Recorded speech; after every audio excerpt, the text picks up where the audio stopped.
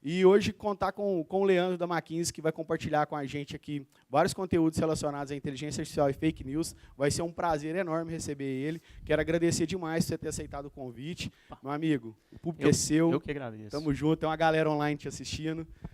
Fica à Legal. vontade. Bem-vindo. Valeu. Tá joia. Muito obrigado. Bom, pessoal, bom dia a todos. Eu que agradeço aí o convite para estar aqui.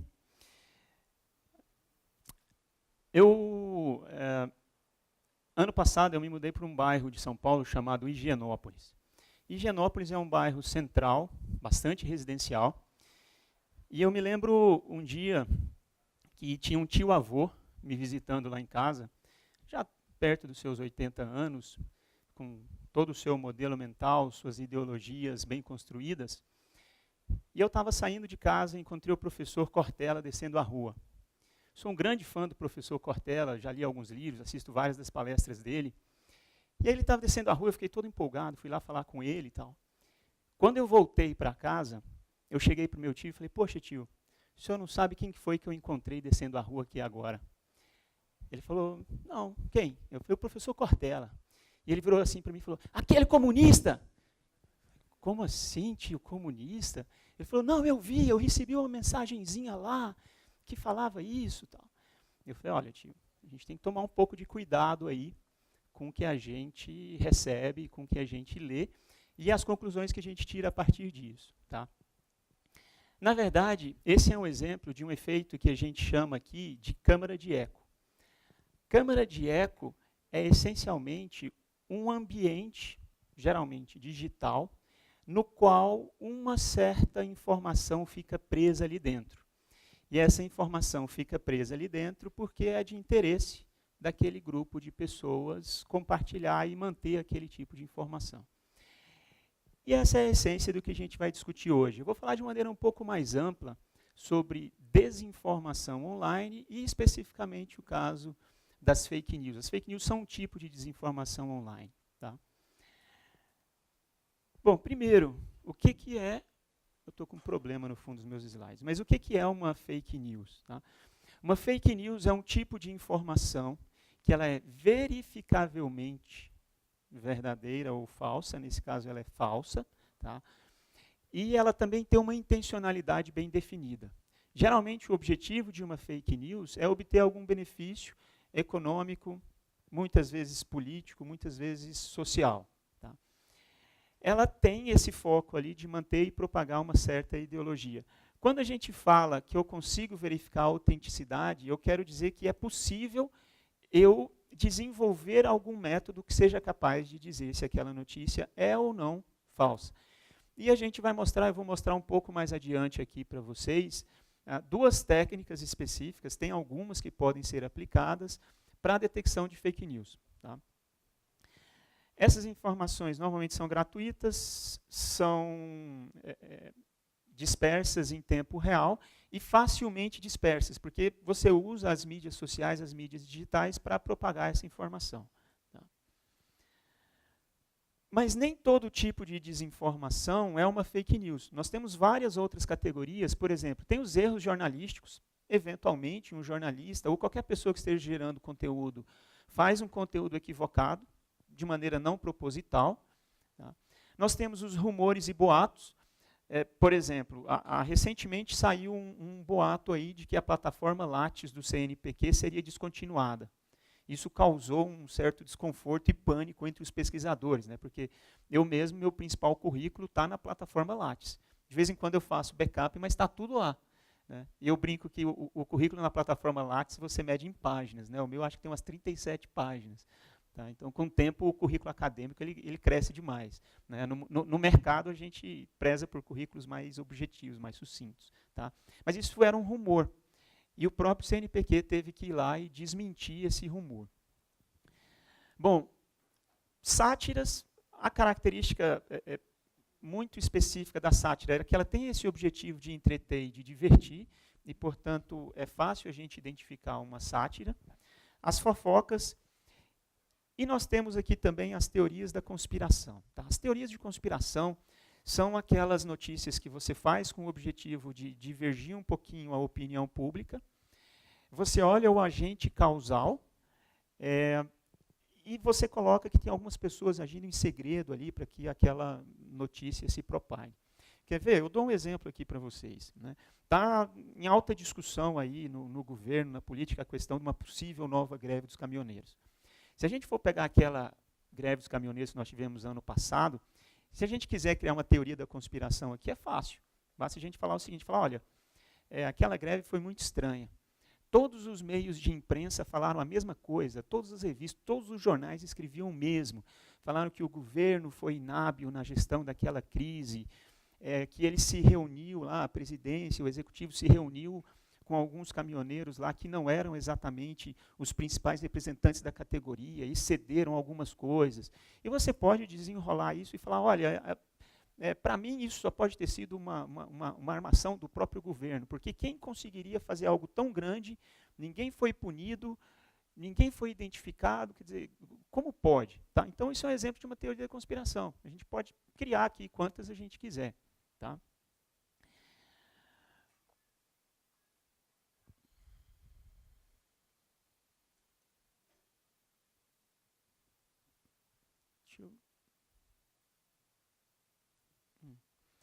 Bom, vamos lá, né? Por que eu vou começar tratando um pouquinho dos aspectos psicossociais aqui das fake news e depois eu entro na parte mais técnica, tá? Então nós começamos lá falando das câmaras de eco, tá? São esses conjuntos de pessoas que compartilham esses conceitos e ideias e eles querem que esse conteúdo reverbere, tá? Mas nós temos também um fenômeno que a gente chama de realismo ingênuo. O que é o realismo ingênuo? Realismo ingênuo é o fato de que a gente acredita que aquilo que a gente acredita é a verdade. E quem pensa diferente da gente ou está enviesado, ou está desinformado, enfim. Tá? Então a gente tem essa mania de achar que a nossa percepção da realidade é como a realidade é. Tá? E tem até uma figurinha que é muito usada para ilustrar esse fenômeno, que é um rinoceronte pintor.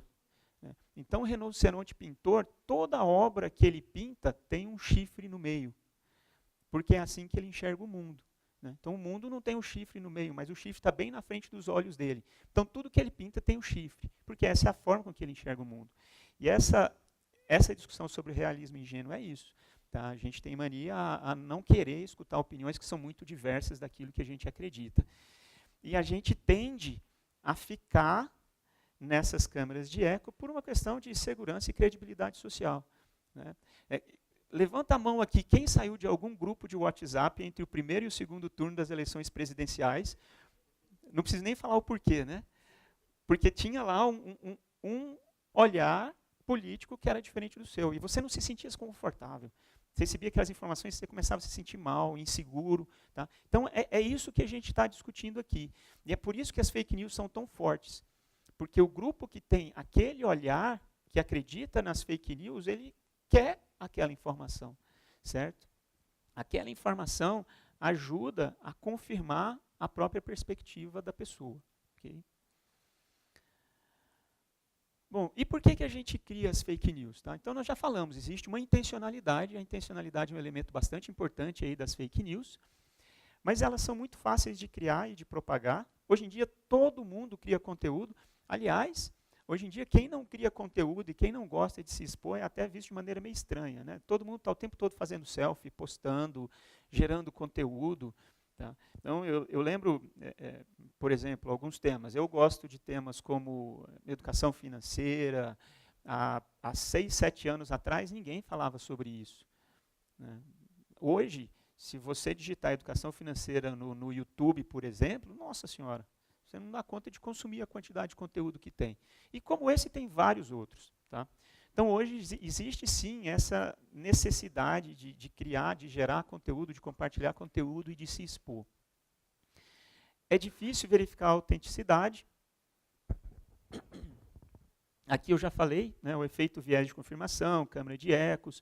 Outro ponto importante também, a gente tem cada vez mais tomado decisões com base em conhecimentos coletivos e, às vezes, menos na nossa própria racionalidade. E isso é bastante perigoso. Tá? Bom, Em função disso, tem várias iniciativas mais globais, mais amplas, sendo feitas com o objetivo de tentar se combater ou tentar se entender esse fenômeno aí das fake news. Por exemplo, o Fórum Econômico Mundial, aqui em 2013, né, ele listou a desinformação online como um dos principais riscos à sociedade. Tá? Risco em vários sentidos. Né? A gente mesmo viu o que aconteceu e o que ainda acontece no nosso país aí de um ano para cá, com toda essa polaridade política que a gente tem vivido. Tá? A OCDE, Organização para a Cooperação e Desenvolvimento Econômico, está incluindo o pensamento crítico sobre as fontes de informação em seus testes de competência global. Nós costumamos ser muito pouco críticos em relação ao conteúdo que a gente encontra na web. Tá? Quem aqui, quando você faz uma busca, por exemplo, lá na internet, no Google, quem aqui pega alguma informação além do primeiro link? Pouca gente. Quase todo mundo acredita que o primeiro link que é retornado para você tem tudo o que você precisa lá. Tá? Então a gente é muito pouco crítico em relação ao que a gente enxerga lá. E quanto mais a gente amadurece em uma determinada área e você começa a olhar o conteúdo que você recebe, você passa a falar, poxa, mas eu quero mais. E eu dou um exemplo, eu falei aqui de educação financeira. Né? Deixa eu pegar um caso mais específico, fundos imobiliários, um tema que eu gosto de ler a respeito também. Se eu assistir 10 vídeos sobre fundos imobiliários, os 10 vão falar basicamente a mesma coisa, e muito superficial também. A profundidade do conteúdo aberto é muito rasa. Se a gente quer conteúdo de qualidade, a gente vai ter que ser mais crítico no que a gente procura e aonde a gente procura. Tá? Outra coisa interessante, algumas escolas já estão trabalhando com os alunos para que eles avaliem criticamente essas fontes de informação. É um outro exercício extremamente importante para nós. Tá? E aqui o Google disse que tem um score de veracidade para ranquear os resultados da busca, mas isso a gente também não consegue validar. Né? A gente não sabe se isso aqui é uma true news ou uma fake news também. Tá? Bom, e por que é tão difícil detectar essas notícias? Tá? Como elas são propositalmente escritas para enganar, tá? Muitas vezes não é trivial você verificar se aquela notícia é verdadeira ou falsa. O conteúdo também é diverso, então tem fake news sobre vários assuntos, embora a gente saiba que tem alguns assuntos que são preferidos, a gente sabe que política é um assunto preferido aí para se gerar fake news, né? Diferentemente dos spams, que muitas vezes têm objetivos econômicos, de roubar dados, fazer esse tipo de crime, as fake news geralmente querem trabalhar um viés mais político-social. Tá? Uma das formas que a gente tem de verificar a validade de uma informação é buscando fontes auxiliares. Vou falar sobre isso daqui um pouquinho. Mas nem sempre a gente consegue essas fontes auxiliares. Tá? Por exemplo, o cara lá que postou, alguém postou que a plataforma Lattes do CNPq ia ser fechada. Só quem podia realmente dizer se isso era verdade ou não era o próprio CNPq, ou alguém ligado a ele. E aí o CNPq postou uma nota, agora no dia 14 de abril, na página principal dele, falando, olha, a plataforma Lattes não vai ser fechada e, pelo contrário, ela está cada vez mais fortalecida. Tá? Então, essa fonte auxiliar, em alguns casos, ela é bastante difícil da gente conseguir. Outro ponto importante, elas normalmente estão associadas a eventos recentes. Eu tive lá no meu laboratório, na segunda-feira, uma conversa com alguns membros de agências que cuidam de reputação digital, um dos maiores grupos aí do mundo. Tá? E eles estavam falando para mim o seguinte, a gente estava discutindo a possibilidade de desenvolver alguma solução para gestão de crises, né, prevenção e gestão de crises. Eles estavam falando o seguinte, falando, olha, Leandro, quando a gente tem uma crise que surge no ambiente digital, se você identificá-la 3 horas depois que ela foi desencadeada, isso pode ser tarde demais. Então ela falou, o ideal seria a gente identificar em, no máximo, 30 minutos que aquela crise vai ocorrer. Tá? Mas é um evento extremamente recente e aí você tem todos os desafios de conseguir detectar, inclusive de buscar fontes auxiliares num espaço de tempo tão curto. Okay?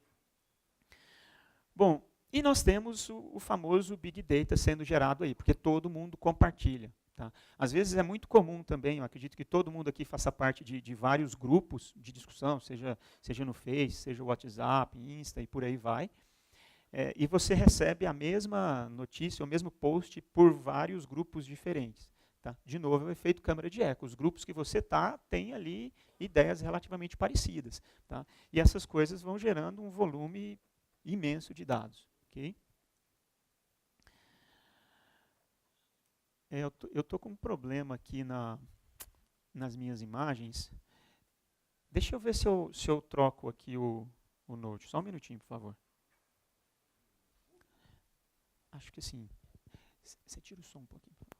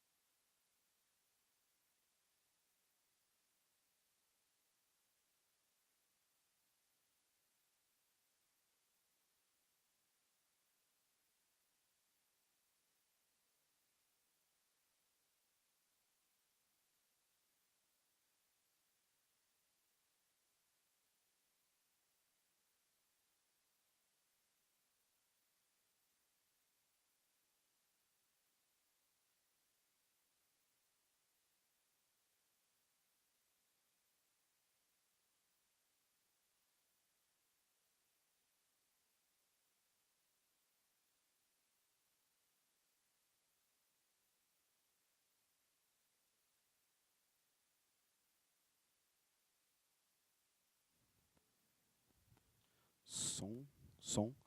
Hora do improviso, galera. E aí, vocês estão preparados para o improviso? A Tatiana está aqui. Nossa, bem na hora que a Tatiana está aqui. Ai, meu Deus, eu tinha te visto, não. Pai eterno. Deus me proteja nesse momento. Pessoal, enquanto a gente resolve os problemas técnicos aqui, eu gostaria muito de agradecer a Tatiana que está aqui. Os nossos patrocinadores, o pessoal que acreditou nos nossos projetos aqui. Quem assistiu o Todos? Alguém assistiu o Todos? Legal. O Todos foi uma palestra que o pessoal comentou muito sobre a diversidade e a integração das pessoas, e a gente percebeu o quanto o nosso ambiente favorece ao propósito que eles têm. Né? E isso foi muito bacana. O pessoal da Laje, que vai ser a próxima palestra, que vai ser bem legal, então aproveitem, tá? Ontem a gente teve quem foi na Jam Session ontem aqui? 2 pessoas. O Henrique Portugal, com a Lígia, um movimento muito bacana ali no Granja. Enquanto estava rolando esse movimento lá, estava rolando uma palestra na Exanc, com mais de 130 pessoas, e na Uniub também estava acontecendo uma outra atividade. Ontem a gente teve 140 pessoas na prefeitura, Renato? 140 pessoas na prefeitura. E a gente só consegue fazer isso justamente porque a gente conseguiu envolver todo o ecossistema. Né? Então, envolver o ecossistema, gente, é justamente a gente abster daquilo que a gente acredita que é nosso. Né? Então, como que eu pego um evento que é nosso e falo assim, cara, a DT Week, né, da Algartec, mas como que eu falo assim, como que eu deixo fazer esse evento ser da Algartec? Como que eu desapego disso e levo para as pessoas, para que as pessoas se sintam dono desse negócio? E foi isso que a gente conseguiu fazer. Então, quando a gente consegue envolver o ecossistema falando assim, cara, cadê a Bis, por exemplo? A Bis da Jennifer. A gente chegou na Jennifer e falou assim, Jennifer, a DT Week é sua, o que você vai fazer? Ela chegou aqui com uma série de atividades, com os negócios que a gente jamais teria imaginado. E, além de propor, ela executou. Isso é muito legal. Então, às vezes, a gente aqui tem dificuldade de executar as coisas porque a nossa rotina é muito pesada. Né? Aí a gente envolve os parceiros e fala, cara, faz aí. E o cara vai lá e faz. E aí, quando a gente vê, a gente está impactando um monte de pessoas que a gente jamais conseguiria impactar sem envolver o ecossistema. Então, depois do improviso feito, apresentação rodando, bonitinha, vou voltar aqui para o Leandro, então, para que a gente continue. Aproveite esse momento e aos nossos parceiros, mais uma vez, muito obrigado. Desculpa, Tati, bem na hora que você está aqui. Bom, obrigado, desculpa aí pela falha técnica. Eu só aproveitar que teve um slide também que acabou não passando, que era alguns exemplos de sátiras. Né? Então, isso aqui são exemplos de sátiras. Tá? São fake news, mas, quer dizer, desculpa, é desinformação online, mas a gente chama de sátira. Né? Então, deu um barro e morreu, Hillary Clinton adotou um bebê alienígena, o aluno foi expulso da escola por causa do chulé. Né? Então, aqui você está vendo nesse tipo de desinformação que tem um objetivo muito claro de entreter, e você sabe que ela é falsa, tá? Por natureza. o que não é tão trivial assim nas fake news. Okay? E a parte agora que eu vou mostrar para vocês é como as fake news são detectadas principalmente por uma linha que ganhou muita força nos últimos anos, que são as agências de checagem de fatos ou de fact-checking. Tá? Normalmente essas agências elas trabalham da seguinte maneira: elas olham 3 grandes eixos e usam esses 3 grandes eixos para poder determinar a veracidade ou falsidade de uma determinada notícia, que eu chamo de notícia potencialmente falsa. Ela é potencialmente falsa até que se prove que ela é verdadeira ou falsa. Tá? Então, um aspecto importante é você olhar a fonte. Então, quem é o autor dessa notícia? E é uma outra característica também. Geralmente, as fake news, ninguém assina embaixo delas. Tá? Diferente de uma matéria jornalística, que o jornalista sempre assina, as fake news, normalmente, ninguém assina. Então, você não sabe a origem, você não sabe quem é o autor dela. Tá? Mas, eventualmente, você consegue identificar a fonte. Tá? Buscar fontes alternativas de informação, então ler mais a respeito, buscar outras fontes de apoio, eventualmente até consultar especialistas. Né? Então você pergunta para alguém que é um profundo conhecedor daquele assunto se aquela notícia é verdadeira ou falsa. E identificar também se não é um dos outros tipos de desinformação, tá? Se não é uma teoria da conspiração, se não é uma sátira. Tá? E as agências de checagem de fatos, a maioria delas, o que elas fazem? Quando chega uma notícia potencialmente falsa, ela pega aquela notícia, coloca os analistas, e aí geralmente tem jornalistas, tem advogados, tem o pessoal um pouco da área de TI também, que eles vão ler aquelas notícias, vão buscar as fontes alternativas, vão tentar identificar quem é o autor, e depois, ao final, vão decidir se a notícia é verdadeira ou se a notícia é falsa. E como que a gente faz isso computacionalmente? Eu trouxe aqui para vocês 2 métodos distintos para a gente discutir. Eu vou entrar um pouquinho no detalhe técnico, mas num nível fácil para todo mundo entender de como que esses métodos funcionam. Tá? É um processo tradicional que a gente chama de um processo de extração de conhecimento a partir de bases de dados. Tá? Eu recomendo esse livro aqui, eu sou autor dele, tá? Introdução à Mineração de Dados. Então, quem quiser conhecer um pouquinho, é um livro-texto da área, tá? De 2016. E essa tarefa de detectar fake news, portanto, significa eu classificar uma notícia em verdadeira ou falsa, ou eu dar um score de veracidade para essa notícia. Tá? Pode ser uma probabilidade, ou pode ser um valor. Tá? Então, eu consigo scorar e aí eu tomo uma decisão a partir desse score. E eu parto da premissa sempre que a notícia ela é potencialmente falsa. E a partir disso eu vou tentar classificá-la. Bom, eu não vou focar na captura de dados, porque geralmente elas estão presas aí dentro das mídias. Vou falar um pouquinho de nada de validação e vou focar nesses 2 blocos aqui intermediários. Quais são as características, o que eu olho em relação à notícia para poder tomar essa decisão? E depois, quais são as técnicas, eu vou falar de 2, que eu posso usar para essa tomada de decisão também.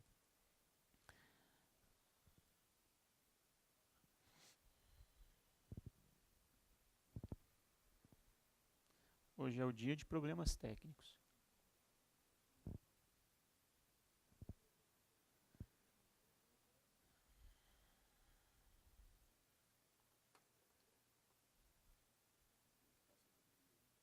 Não, ele está ligado aqui.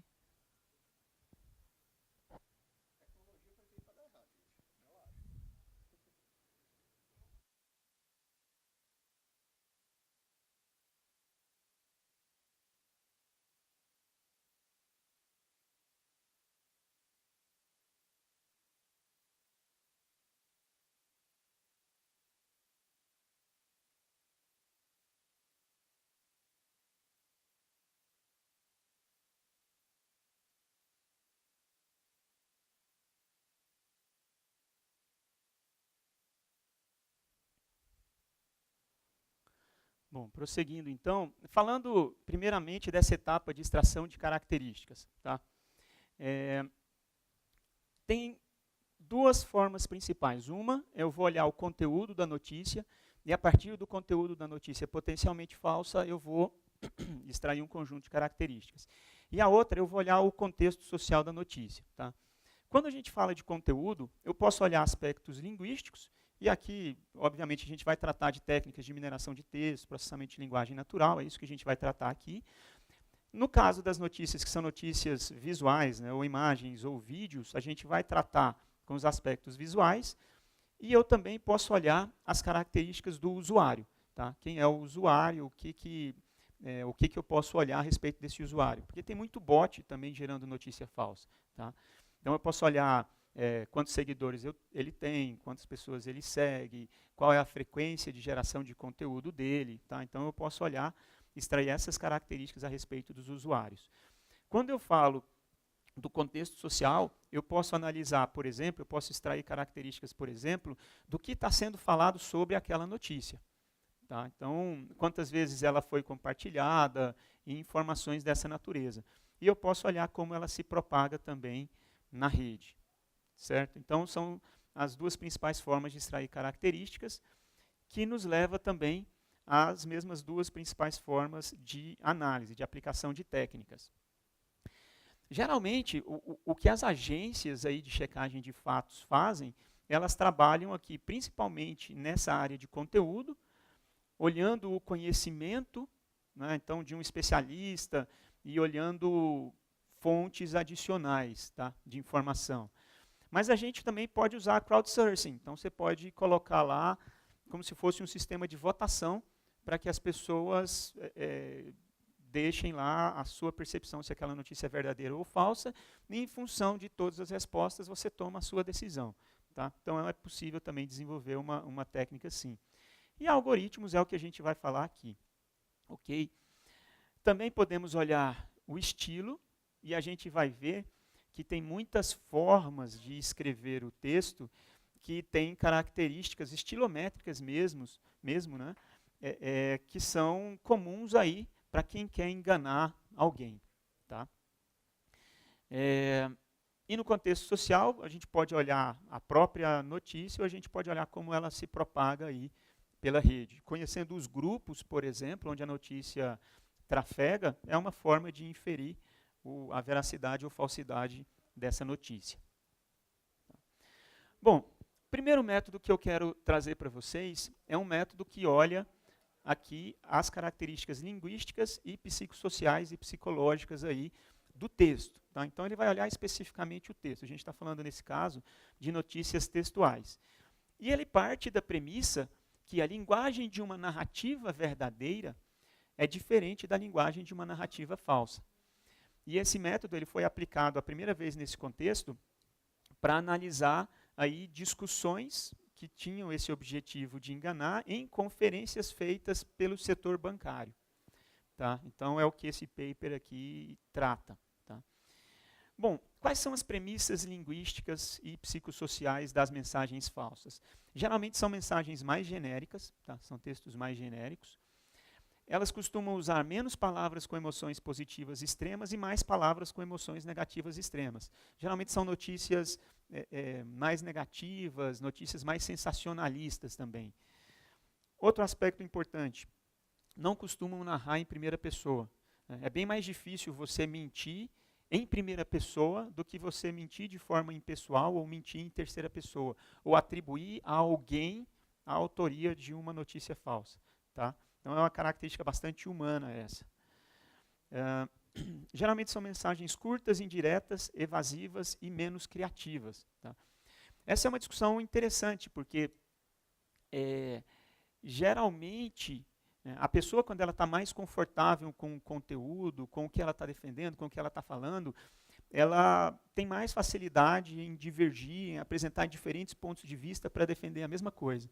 Geralmente, quando a pessoa constrói uma mentira, ela sempre repete aquela mesma mentira do mesmo jeito, porque é mais difícil você criar sobre um conteúdo falso do que você criar sobre um conteúdo que você se sente confortável com ele. Tá? Então, esses são exemplos de características aí estilométricas das mensagens falsas. Tá? E essas informações, parece que travou de novo, e essas informações são usadas para a gente poder identificar as notícias falsas. Tá?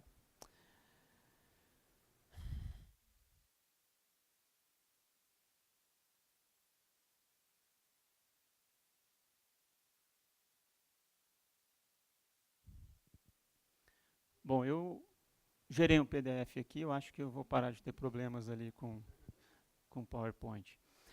Bom, então, eu falei aqui um pouquinho como funciona esse método, e agora, explicando ele um pouco melhor, né, como que esse método funciona? Ele aplica uma técnica que a gente chama de bag of words, é uma técnica comum para quem entende aí de um pouco de processamento de linguagem natural e mineração de textos, tá? Mas o conceito é bem simples, todo mundo consegue entender. Imagina que cada linha dessa aqui seja uma mensagem, um texto, um documento, tá? Que a gente está chamando ali D1, D2 até DN. E cada coluna é um termo, uma palavra. Tá? Então eu quero falar lá, o rato roeu a roupa do rei de Roma. Tá? Então o termo 1 é rato, o termo 2 é roeu, o termo 3 é roupa e assim por diante. Tá? Então é muito simples da gente entender. A partir disso, ele define um peso para a palavra no documento. Esse peso pode ser simplesmente o fato da palavra existir ou não no documento. Se ela existe, eu coloco lá 1, se ela não existe, eu coloco 0. Tá? Então, uma estruturação muito simples aí de documentos. A partir dessa estruturação, o que o método vai fazer? Ele vai criar, ou vai utilizar, categorias de palavras e vai dar um peso para a palavra de acordo com a categoria dela. Tá? Então, vamos entender isso aqui um pouquinho melhor. Né? Então, por exemplo, pronomes pessoais de primeira pessoa. Eu, meu, minha. Nós já falamos, né? A gente parte da premissa que, normalmente, as notícias falsas não são em primeira pessoa. Então, se aparecem pronomes pessoais em primeira pessoa nessa notícia, eu dou um peso negativo. Por que esse peso é negativo? Porque o positivo significa fake news e o negativo significa true news. Tá? Pronomes impessoais, eles são indiferentes. Eu posso dar um peso positivo ou negativo ou simplesmente desconsiderá-los. Negações são muito comuns em fake news, então eu dou um peso positivo para elas. Né? Não, nunca, nada, jamais. Algumas outras categorias, por exemplo, ansiedade, né? Preocupado, com medo, nervoso, irritado, chateado. Tá? Então isso tem um peso positivo, porque geralmente aparece aí nas fake news. Uma categoria raiva, odeio, detesto, emoções negativas, absurdo, melancólico, falsidade. Tá? Então, cria-se categorias, pega-se todo aquele documento estruturado naquele formato que eu mostrei lá de bag of words, e você vai pegar cada palavra e dizer se aquela palavra é positiva ou negativa. Ao final, você faz ali uma soma ponderada e tem um score. E aí você toma a decisão. Tá? Então, é um método bastante simples. E ele é replicável, então eu posso aplicar isso para qualquer contexto, porque eu não estou preocupado com o contexto, eu só estou olhando a mensagem. Tá? Ele tem um esforço computacional relativamente baixo. Agora, o fato dele desconsiderar o contexto é ruim. Tá? Eu perco informação importante do contexto. Tá? E ele também não busca fontes externas de validação. Ele está olhando só o estilo do texto. Tá? Então, é uma técnica que a gente pode usar aí para identificar as fake news. E eu dou um exemplo. Essa notícia aqui, ó, esse aqui é a manchete, né, a headline, foi publicada nesse site aqui, Snopes. Né, e ela diz o seguinte: Ivanka Trump está finalmente sendo demitida da Casa Branca. E o presidente Trump está furioso. Essa notícia circulou um pouco mais de um ano atrás. E vejam o aspecto sensacionalista que a gente tem aí no título da notícia. E ela dizia: o chefe de gabinete da Casa Branca, John Kelly, está furioso com o desempenho da primeira filha, Ivanka Trump, no governo. De acordo com o relatório recente da CNN. Olha que interessante. Né? Ele está falando isso, mas ele tá falando que não é ele que está dizendo. Né? Que foi a CNN que falou. E a matéria original da CNN está aqui. Tá? Fontes reveladas à rede de notícias indicam que Kelly acha que Trump não conseguiu ter uma perspectiva objetiva sobre a primeira filha e conselheira sênior do presidente. Kelly teria explicado a outras pessoas, em particular, que a primeira filha está brincando de governar. Então ele pegou alguns trechinhos lá da matéria da CNN. Essa matéria da CNN, se vocês derem uma olhada depois, é um relatório relativamente grande, são algumas páginas. Tá? E ele foi pegando trechos e montou essa fake news aqui. Mas vejam, gente, o chefe de gabinete, John Kelly, é subordinado ao presidente. né? Então, é meio estranho você falar, pô, chefe de gabinete demitiu a filha do presidente sem falar com o presidente. Não é exatamente assim que as coisas funcionam. Tá? E aí a gente vê várias características daquelas que a gente falou lá atrás. Né? Tá furioso, né? Palavra forte como demitida, né? Atribuição sempre a uma terceira pessoa. Tá? Então, algumas características aqui, estilométricas, que sugerem que essa notícia seja uma notícia potencialmente falsa. Tá? Então, isso para ilustrar esse uso aí do primeiro método. Tá? Esse segundo método aqui, ele é bastante diferente do anterior, porque ele vai buscar uma fonte externa e vai tomar uma decisão a partir do conhecimento de uma fonte externa. E, portanto, essa fonte externa, ela tem que ser uma fonte segura, uma fonte confiável de informação. Tá? O que ele faz? Primeiro, ele vai construir um grafo de conhecimento ligando um sujeito a um objeto. Por exemplo, eu vou mostrar um exemplo aqui para vocês. O Obama é muçulmano. Tá? Alguém postou lá essa fake news. Obama é muçulmano. Tá? A gente poderia pegar aquele exemplo do CNPq. A plataforma Lattes será fechada. Tá? Então, você tem um sujeito e você tem um objeto, e você quer ver se essas duas coisas se conectam. Como que você vai fazer isso? Você vai buscar conhecimento a partir de uma fonte externa que ligam essas duas coisas. Então, você falou, Obama é muçulmano, eu vou tentar ligar Obama ao islamismo. Certo? Então, ele parte dessa estruturação, ele cria um trinômio, né, sujeito, predicado, objeto. Né, Obama é muçulmano, plataforma Lattes será fechada. Vai criar uma rede de conhecimento a partir de uma fonte de conhecimento confiável. E aí você vai fazer o teste. Tá? Esse aqui vem de um trabalho um pouco mais recente, aí, de 2015. Tá? Vejamos aqui como que o método funciona e o exemplo que ele ilustrou lá. Tá? Então, essa é a notícia potencialmente falsa. Para construir o grafo de conhecimento aí, eles usaram como fonte de informação a DBpedia, que é a base de dados da Wikipedia. Mas, mais especificamente, eles usaram o infográfico, a infocaixa, né, que é aquela caixa que aparece do lado direito, que é um conteúdo que tem uma curadoria melhor ainda do que o conteúdo que é totalmente colaborativo lá da Wikipedia. Tá? A partir desse conteúdo da DBpedia, eles construíram um grafo no qual os nós são os elementos que eu quero ligar, o sujeito e o objeto, né, o sujeito Obama e o objeto o islamismo, o muçulmano, e constroem um grafo gigantesco com todos os caminhos possíveis conectando Obama ao islamismo. Tá? A partir desse grafo gigantesco, eles aplicam um algoritmo que calcula o caminho mínimo, e aí tem vários algoritmos que fazem isso, que calculam o caminho mínimo ligando o sujeito ao objeto. Nesse caso, eles encontraram esse caminho aqui. Ó. Sai do Obama, passa pela Universidade de Colômbia, Associação das Universidades Americanas, país Canadá, Stephen Harper, que é um ex-primeiro-ministro do Canadá, cidade de Calgary, Nahid Nenshi, um ex-prefeito, e aí você chega no islamismo. Vocês acham que esse caminho é um caminho que demonstra bem essa conexão do Obama com o islamismo? Qual a opinião de vocês? Não? Por que não?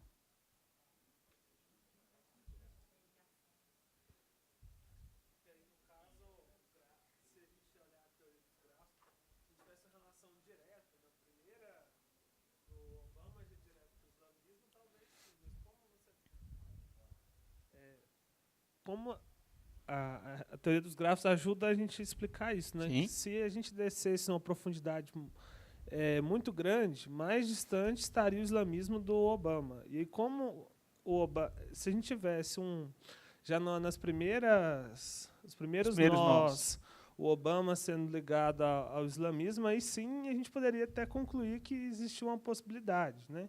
Mas dado que o caminho é muito longo, a possibilidade é menor. Perfeito. Tem duas coisas importantes. Uma é o comprimento do caminho, como o Gabriel falou, e a outra é a especificidade do caminho.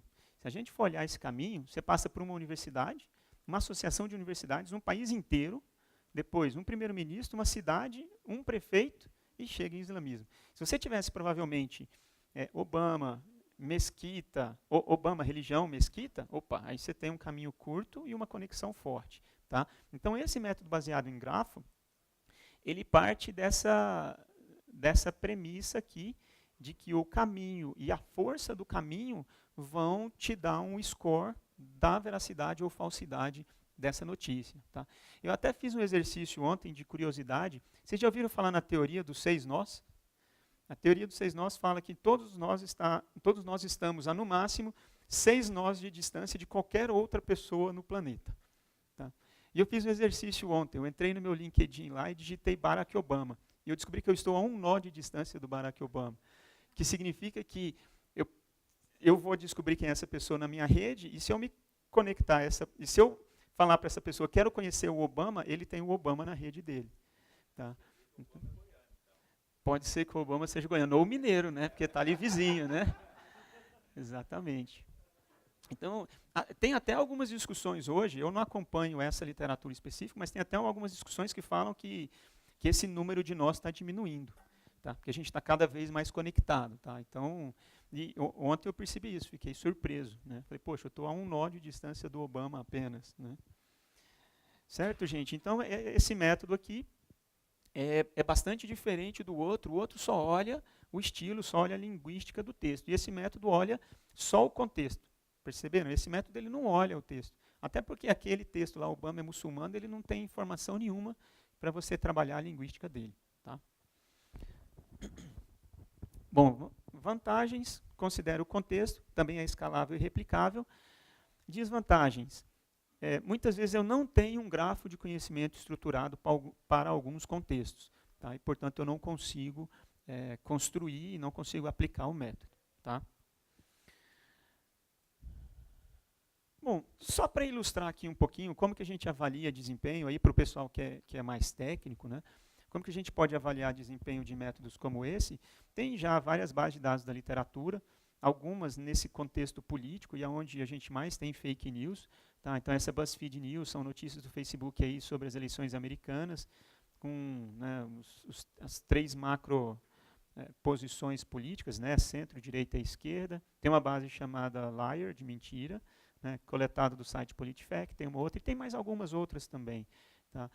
E, geralmente, o que a gente olha, como é um problema que a gente chama de problema de 2 classes, ou um problema de classificação binária, no qual a gente tem uma classe com um volume de informação muito maior do que a outra, né, o que a gente chama também de um problema de classes desbalanceadas. Tá? Normalmente, a gente tem que olhar das mensagens que você classifica como fake news, quantas realmente são fake news, tá? À medida que a gente chama aí de precisão, e de todas as fake news que existiam, quantas vocês conseguiram recuperar, que é uma medida que a gente chama de recall ou revocação aí na literatura mais técnica. Tá? Medidas como simplesmente taxa de acerto, elas não funcionam muito bem para um problema como esse, por causa desse desbalanceamento aí de uma classe em relação à outra. Tá? E quais as consequências? Tá? Então, as fake news elas têm muitas consequências para nós. Elas quebram um pouco desse equilíbrio de autenticidade aí do ecossistema de notícias. Elas, muitas vezes, convencem os usuários sobre crenças falsas ou crenças polarizadas. Né? Acho que nós nunca tivemos uma sociedade tão polarizada. Né? Quem é de um lado, principalmente politicamente, né? Quem é de um lado não gosta do outro e vice-versa, tá? Independentemente do lado que você esteja. E muda a forma com que a gente interpreta e responde às notícias verdadeiras. Tá? Isso é um aspecto importante. No fundo, se não muda, deveria mudar. A gente deveria olhar a informação que a gente recebe com um pouco mais de crítica. Bom, eu defendo que eu estava até comentando com um colega aqui mais cedo, eu participei há um ano atrás, até a época ali das eleições, um pouquinho antes das eleições presidenciais, eu participei de vários painéis no Brasil, no Tribunal Superior Eleitoral, Tribunal de Justiça, discutindo essa questão do uso da inteligência artificial para a detecção de fake news, num painel composto por jornalistas, advogados e os próprios membros do tribunal, porque existia um certo movimento ali para se bloquear a propaganda política dentro das mídias sociais. E eu sempre defendi, continuo defendendo, que as fake news são um problema, sob o ponto de vista de detecção, um problema tecnológico. E como um problema tecnológico, deve ser resolvido com ferramentas tecnológicas, né? Eu tive meu primeiro e-mail em 1992. Quando eu entrei no meu mestrado em 97, eu lembro que eu passava mais ou menos 1 hora por dia limpando minha caixa de spam. Então eu tinha lá, essa hora do dia aqui, eu vou ficar apagando o spam, porque recebia muito spam, tá? Hoje em dia, alguém aqui entrou na caixa de spam do seu provedor de e-mail no último mês? Alguém fez isso? Por que a gente não entra? Porque a gente confia nas ferramentas de detecção de spam que estão lá nos provedores. Então você nem se preocupa mais com isso. Mas naquela época era muito comum, você tinha e-mails importantes que você perdia e às vezes você abria um spam, tá? As fake news, obviamente, são um problema bem mais complexo de se detectar do que um spam, não resta dúvida, até pelas características, por onde elas propagam, são redes fechadas, tá? Mas eu continuo acreditando que elas são um problema tecnológico, a gente precisa resolver tecnologicamente, tá? E outro ponto bastante importante também, como a gente tem essa discussão muito forte dos aspectos psicológicos e sociais das fake news, é o fato de que hoje todo mundo gera conteúdo, né? A gente já discutiu sobre isso aqui, e todo mundo consome conteúdo. Houve um tempo que era de um para muitos. Você tinha a grande mídia gerando conteúdo e o resto da população consumindo. Hoje, eu nem lembro a última vez que eu liguei minha TV. Ah, lembrei. Foi para assistir um jogo das Olimpíadas. Foi a última vez que eu liguei a TV aberta. Então, todo o conteúdo que eu consumo é digital, tá? Então, você tem essa democratização da geração de consumo, que traz muita responsabilidade para quem gera e para quem consome, tá? Então, a democracia da comunicação. Outro aspecto interessante, o estudo analítico permite você compreender qualitativamente e quantitativamente os dados sociais, tá? Eu tive, assim, ao longo da minha carreira, eu tive algumas startups também, né? Sempre empreendi, sempre tive na academia, sempre tive um pouco nessa interface entre o setor produtivo e a produção de conhecimento.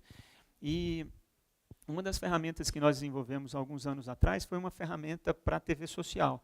O que ela fazia? A gente baixava dados de mídias sociais e analisava tudo que era falado sobre TV e sobre os principais programas de TV. Eram 156 emissoras e um pouco mais de 15 mil programas por mês, tá? Isso há 7 anos atrás, até 5 anos atrás a gente fazia isso, tá?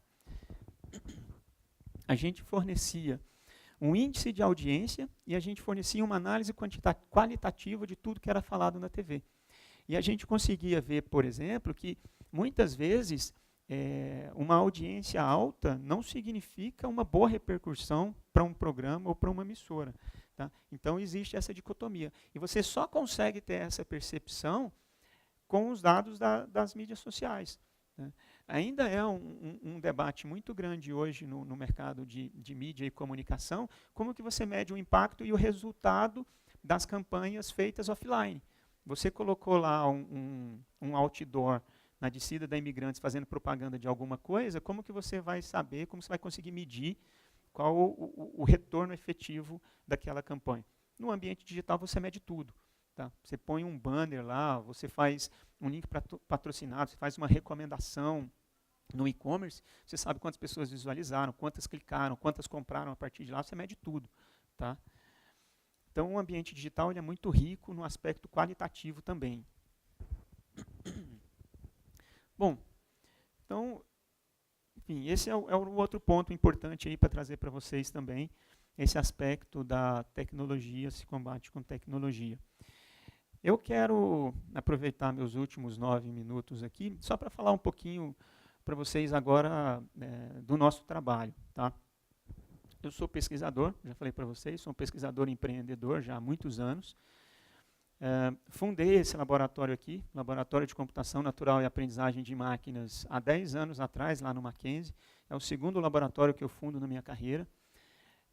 Nós nós fomos até o final de 2018 um centro de excelência em inteligência artificial pela Intel. E o que a gente faz lá? Nós temos 3 missões. Tá? Nós formamos pessoas, principalmente pesquisadores, tá? Então mestres e doutores. Eu faço parte de um programa de pós-graduação estrito sensu em engenharia elétrica e computação. Nós geramos conhecimento científico, então eu tenho vários livros publicados, até fiz a propaganda do meu último ali, aquele livro de mineração de dados. Tenho muitos artigos publicados também.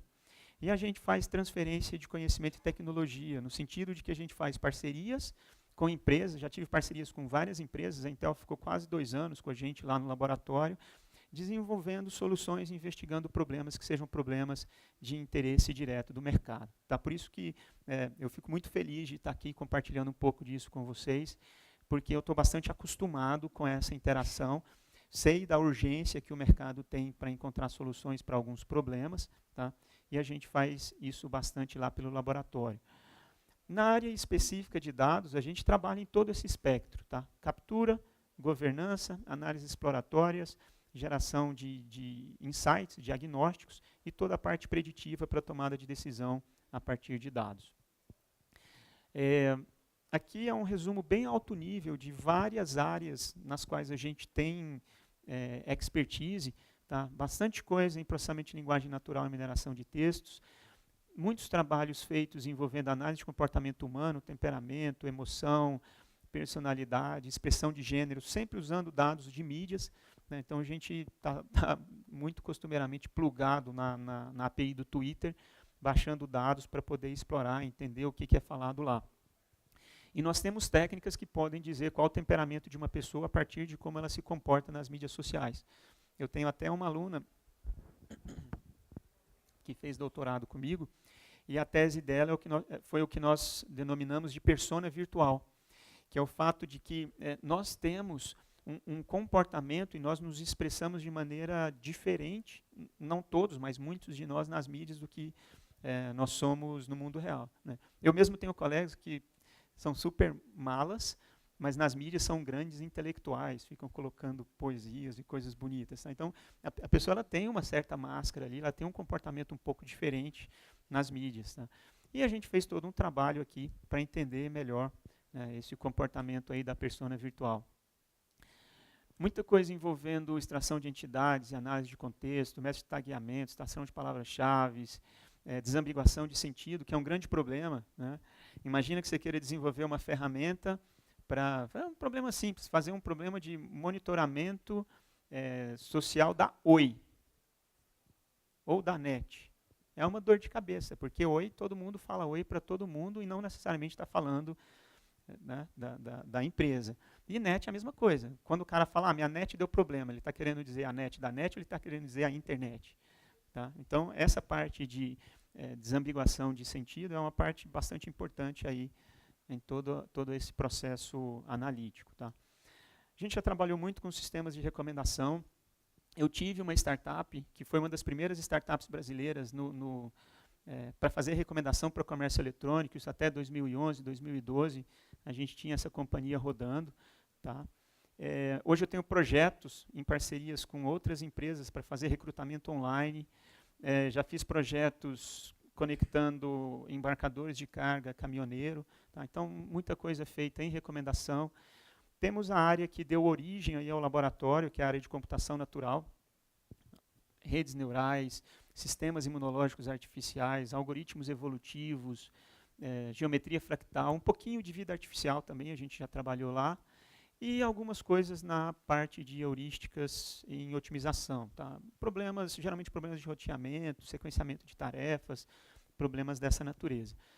Nos últimos anos, a gente tem focado mais esse lado de cá, e alguma pesquisa de base nesse lado de cá também, sempre olhando aplicações nessas áreas mais de IA e mais analíticas. Tá? Bom, um pouco dos nossos resultados, né? Nesses 10 anos aqui, 20 projetos com fomento público, 7 com empresas, formei 16 mestres, 6 doutores, enfim. Tá? Isso é um pouquinho aí dos resultados que nós tivemos nesses últimos anos, um pouco das tecnologias que a gente usa no laboratório também, para vocês conhecerem. Como eu disse, a gente usa muito as tecnologias da Intel, porque foi uma grande parceira nossa. E a mensagem que eu deixo para vocês é cuidado com o que vocês propagam. Tá? Eu acho que todos nós já passamos pela situação de receber uma certa mensagem e encaminhar e depois se arrepender de encaminhar, né? Eu costumo brincar que a melhor feature, a melhor função que o WhatsApp inventou nos últimos tempos foi aquela que você pode apagar a mensagem que você mandou por engano, né? Porque aconteciam coisas muito desastrosas. Tá? Bom, muito obrigado aí a todos vocês, fico à disposição.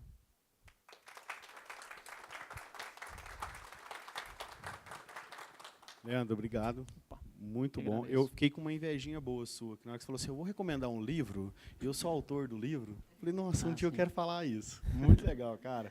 Quero abrir para perguntas. Vamos lá? Quem tem perguntas? Vamos, pessoal? Me ajudem? Muito bom. Brincadeiras à parte, mas quando que a gente vai começar a detectar as fake news que os políticos dizem, né? Porque a gente vê a própria linguística que eles usam, muitas das vezes é para, como é que eu vou dizer assim, ludibriar, ou às vezes tentar omitir certos fatos que são importantes, né? E acho que quando a gente conseguir transcrever os áudios e principalmente entender, né, a capacidade que as pessoas têm e a tecnologia de apoiar a detectar esses ruídos, né, de informação, a nossa população, que é tão pobre, digamos assim, nesse contexto de análise, ela vai ganhar muito, né? Inclusive conosco mesmo, porque às vezes a gente tem que analisar um determinado atendimento digital de um cliente. Será que ele está falando, aquilo que ele está falando realmente é uma verdade? Ou às vezes ele pode ter entendido errado, interpretado errado, né?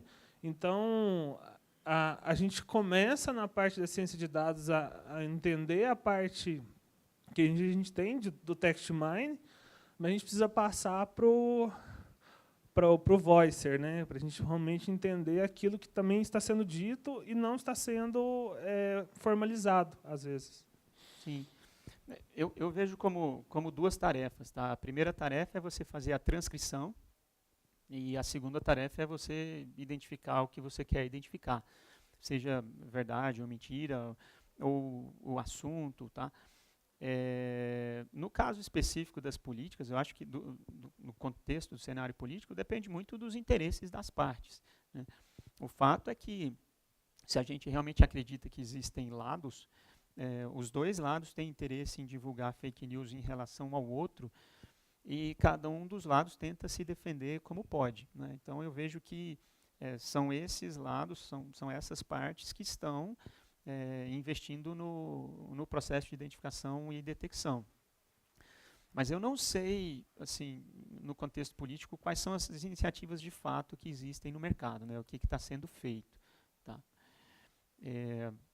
Tem estudos em vários outros segmentos. No caso político é mais complicado. Eu sei que sim, na época ali pré-eleições, que eu estava participando desses painéis, costumava aparecer também algumas agências que ficaram bastante conhecidas no Brasil, agências de fact-checking, né, de checagem de fatos, sempre lá nas discussões para falar sobre o trabalho, o que eles estavam fazendo. Então eu sei que sim, os partidos, os candidatos ali, eles tinham as agências contratadas trabalhando para eles. Quando surgia uma fake news, ela começava a ganhar expressão, eles já punham as agências para trabalhar na resposta. Tá? Então, isso é gestão de crise. Certo? Isso é o que a agência estava conversando conosco lá na segunda-feira, para ver se a gente conseguia fazer alguma coisa para ajudá-los. Só que o contexto da agência não é político, é mais marcas, né? Principalmente marcas. Tá? Oi. Apenas acrescentando a parte política que ele perguntou, existe no Brasil, né, o movimento Serenata de Amor, né, que faz todo o mapeamento, usando o IA, de tudo que é gasto por político, e agora, no momento, eles estão mapeando todas as leis e tentando fazer exatamente o que ele falou, que é transcrever todos os autos que os políticos estão falando para cruzar com aquelas leis e aqueles gastos que eles realmente se fizeram ou não. Então, isso já está acontecendo. Tá? Perfeito. Obrigado.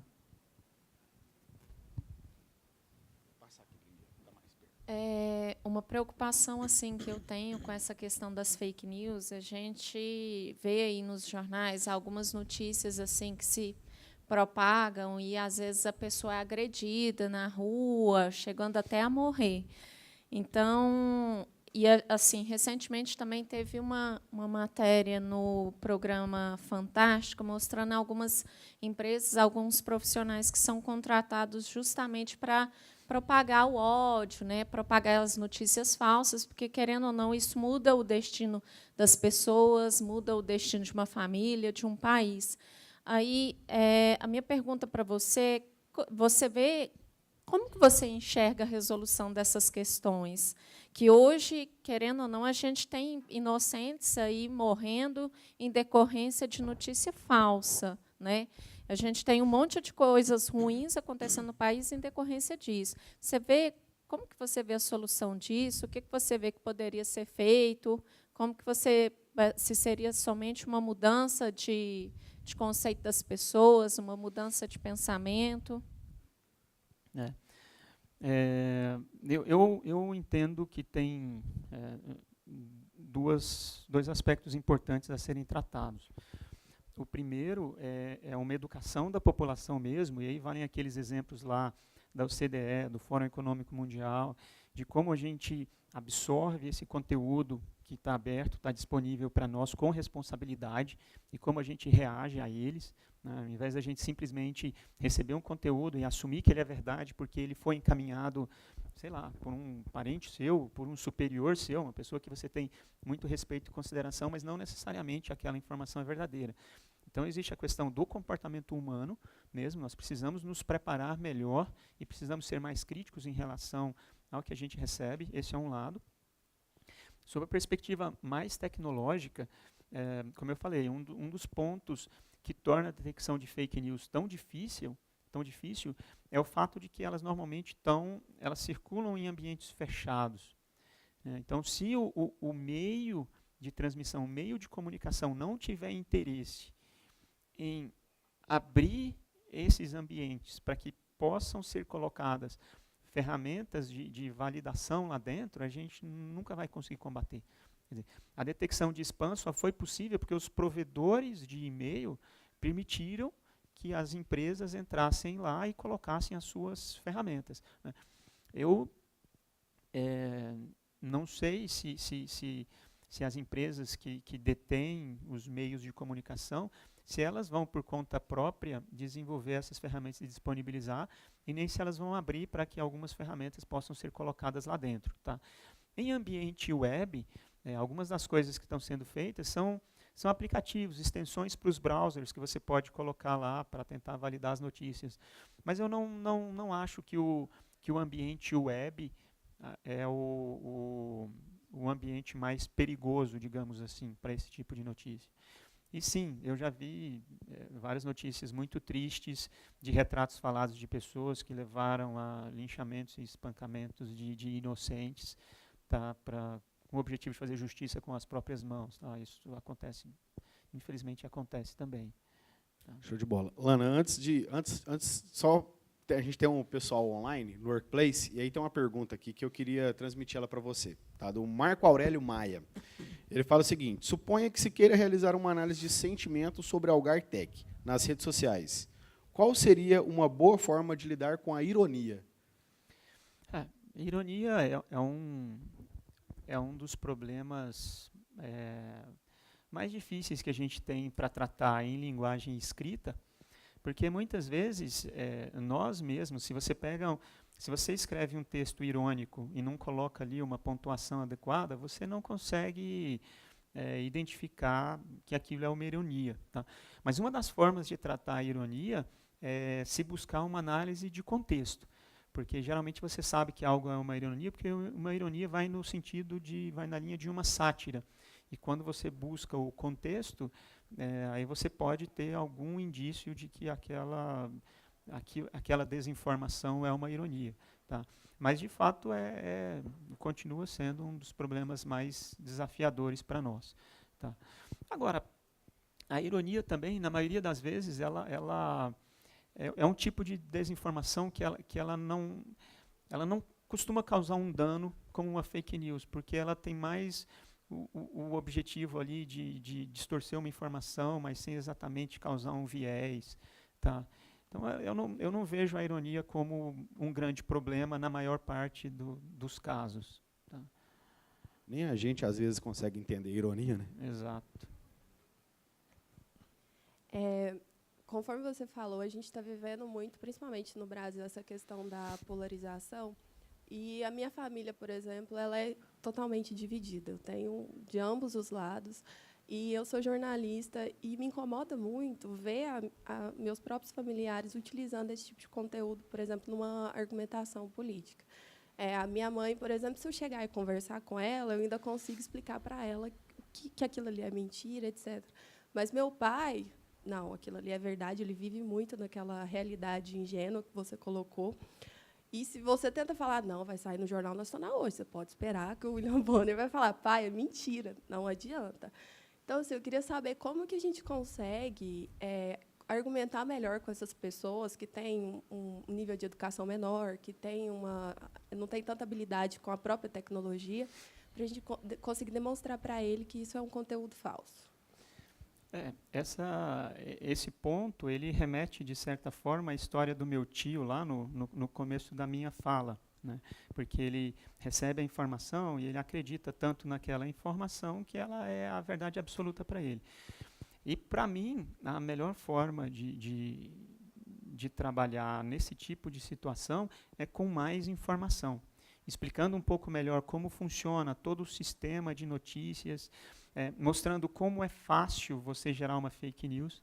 Tá? Então, você pode fazer, eu posso fazer para o meu tio se eu quiser. Eu pego uma matéria qualquer que saia sobre política, entro lá numa ferramenta digital qualquer, um Canva da vida, faço uma ediçãozinha ali e mando para ele. Falo, e aí, o senhor acha que isso aqui é verdadeiro ou falso? Não, mas isso aqui é verdadeiro, claro, olha aí. Falo, pois é, tio, eu acabei de fazer isso aqui. Vendo? Então, eu entendo que se você trouxer esse olhar crítico e mostrar como é fácil fazer uma fake news e como é fácil propagar, você pode fazer e propagar no próprio grupo da família. Você fala, tá vendo aquela notícia? Fui eu que fiz, fui eu que postei, é mentira. Né? Vão até duvidar de você, vai falar, não, isso não... Tá? Mas eu iria por esse caminho, pelo caminho da informação, tá? E mostrar um pouco melhor como funciona. Porque principalmente o pessoal mais simples, o pessoal de mais idade, que tem mais dificuldade com tecnologia, eles acham que tudo é muito difícil, né? E eles acostumaram com aquela notícia impressa, aquela informação impressa, com uma fonte confiável. Okay. Vocês estão agora. Primeiro, obrigada por estar aqui com a gente, muito bom te ouvir. E a minha pergunta é, você falou sobre evolução tecnológica, e é claro que ao longo do tempo isso nos ajuda a detectar melhor e a até deixar de perceber as coisas que necessariamente a gente não tem que perceber mais. O exemplo de spam, eu acho que demonstra muito isso. A gente não tem mais essa preocupação, porque tem uma ferramenta, e hoje também a gente nem tem muito tempo para ficar verificando a caixa e fazer uma avaliação. A gente confia nisso, é natural. Mas eu acredito muito na formação educacional. Eu acho que isso poderia nos ajudar melhor. E aí você falou um pouco sobre pensamento crítico aqui. A minha pergunta é, você não acha que a inserção, por exemplo, de uma disciplina de pensamento crítico no ensino ajudaria, não poderia nos ajudar mais nesse tipo de avaliação? Porque, independente da evolução tecnológica, a capacidade das pessoas de fazer uma análise crítica do que elas veem é um ponto fundamental para se detectar se algo faz sentido ou não faz sentido. Então, de tudo que você estudou, nunca foi discutido uma questão de inserção de uma disciplina de pensamento crítico? Eu estou perguntando isso porque, recentemente, eu fiz um treinamento e tinha aula de pensamento crítico. E, assim, né, aos meus 40 anos, eu fiz uma aula de pensamento crítico. Eu acho que, se isso fosse inserido mais cedo na minha formação, por exemplo, teria me ajudado muito mais. Vocês já discutiram isso em algum momento? Olha, institucionalmente, eu não tenho informação para te dizer. Tá? Mas a gente vê algumas transformações importantes acontecendo aí. Por exemplo, hoje a gente já tem disciplinas de pensamento computacional para alunos de ensino médio, alunos de colegial, mas pensamento crítico, disciplinas na área de ética nas mídias sociais, nas mídias digitais. Né? Eu tenho uma filha de 9, está fazendo 9 agora, e tenho um filho de 12. Eu tenho muita preocupação com como eles vão interagir com as mídias, porque a gente não é preparado para isso. o que eu costumo brincar é educação para a vida, né? Nós temos a educação formal, que ensina conteúdos, ciências, geografia, história, matemática, etc. Mas a gente precisa, talvez, um pouco mais, hoje, de educação para a vida, né? Como se comportar nas mídias, pensamento crítico, educação financeira, que eu falei aqui, uma série de coisas, né? Então, assim, institucionalmente eu não sei como isso está, mas sem dúvida é algo que precisa ser pensado. O que tem se muito discutido hoje, lá na Universidade de Mackenzie, por exemplo, nós temos, todo ano, nós temos 2 semanas que a gente chama de semanas de preparação pedagógica, e durante essas semanas de preparação pedagógica, todos os docentes da universidade passam por um treinamento, e esse treinamento é feito por outros docentes, por pessoas de mercado, por professores de outras instituições, mas a gente tem andado muito preocupado, principalmente com os aspectos pedagógicos, as novas metodologias de aprendizagem, aprendizagem ativa, sala de aula invertida, então isso tem sido bastante discutido, tá? Esse outro lado, eu não sei, eu não saberia te dizer como está, mas eu vejo que ele é importante também nos cursos de graduação, mas eu vejo eles como essenciais no ensino fundamental e no ensino médio, tá? Porque é quando a pessoa está em formação, né?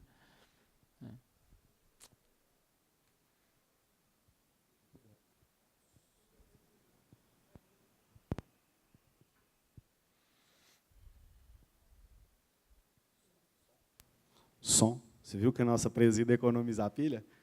Sacou? Já desligou o negócio aqui para não gastar, cara. O negócio é diferente. Leandro, muito obrigado. A gente tem uma pergunta no Workplace, mas, pessoal, a gente não tem tempo para poder fazer mais, a gente já encerrou.